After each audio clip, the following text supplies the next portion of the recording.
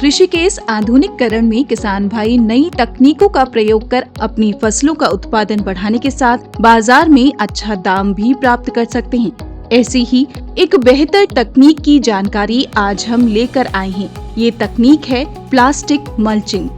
जब खेत में लगाए गए पौधों की जमीन को चारों तरफ से प्राकृतिक अवशेष जैसे पत्ती, छाल या प्लास्टिक फिल्म द्वारा अच्छी तरह ढक दिया जाता है तो इस प्रक्रिया को मल्चिंग कहा जाता है।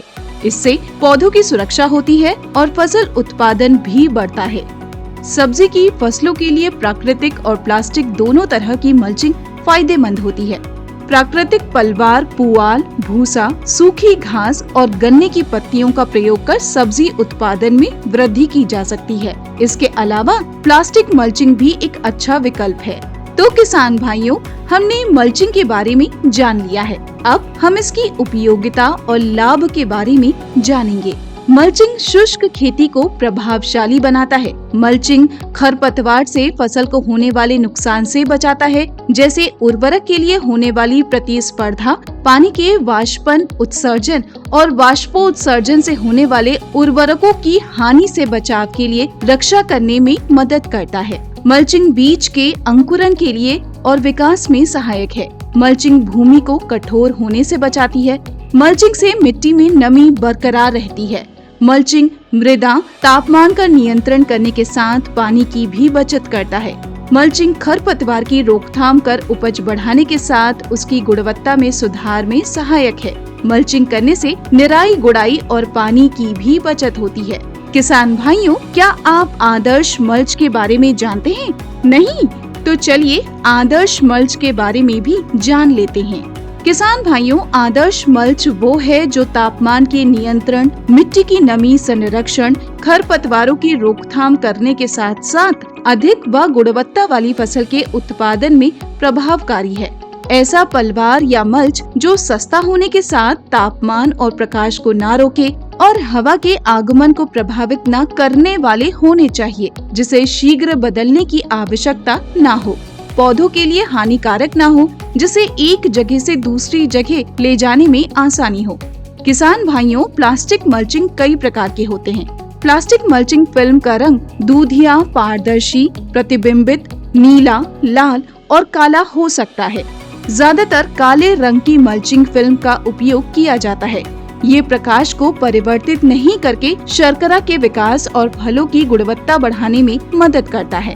प्लास्टिक फिल्मों के रंगों का चुनाव खास लक्ष्य पर निर्भर करता है, क्योंकि विभिन्न रंगों की मल्चिंग विभिन्न प्रकाश किरणों को परिवर्तित करते हैं। काला मल्चिंग फिल्म। किसान भाइयों, बागवानी में ज्यादातर काले रंग की प्लास्टिक मल्चिंग का प्रयोग किया जाता है। इस रंग की मल्चिंग सूर्य की किरणों को अवशोषित करने के साथ साथ पराबैंगनी प्रकाश को अवशोषित करता है। काली फिल्म मिट्टी की नमी के संरक्षण में, खरपतवारों से बचाने में और मिट्टी के तापमान को नियंत्रित करने में सहायक होती है। मल्चिंग फिल्म सूर्य के प्रकाश को मिट्टी में प्रवेश नहीं करने देती, जिससे खरपतवारों का प्रकाश संश्लेषण नहीं हो पाता और वो बढ़ नहीं पाते। नीले रंग की मल्चिंग फिल्म। ये फिल्म भूमि में नमी संरक्षण, खरपतवार नियंत्रण के साथ साथ भूमि के तापक्रम को कम करती है। नीले रंग की मल्चिंग से माहू और थ्रिप्स का प्रकोप भी कम होता है। पारदर्शी मल्चिंग फिल्म। पारदर्शी मल्चिंग का प्रयोग भूमि के सोलराइजेशन में होता है। मिट्टी जनित रोगों की रोकथाम में भी ये मल्चिंग मदद करती है। ये फिल्म बहुत कम सूर्य की किरणों को अवशोषित करती है। पानी की बूंदें संघनित होकर मल्चिंग के अंदर रहती हैं और गर्मी की उष्णता बाहर नहीं जाने देती। इस तरह से किसान भाई ठंडे मौसम में खेती करने के लिए पारदर्शी मल्चिंग का उपयोग करते हैं। सफेद काली मल्चिंग फिल्म। किसान भाइयों, मल्चिंग का सफेद रंग ऊपरी सतह पर और काला रंग आंतरिक सतह पर होता है।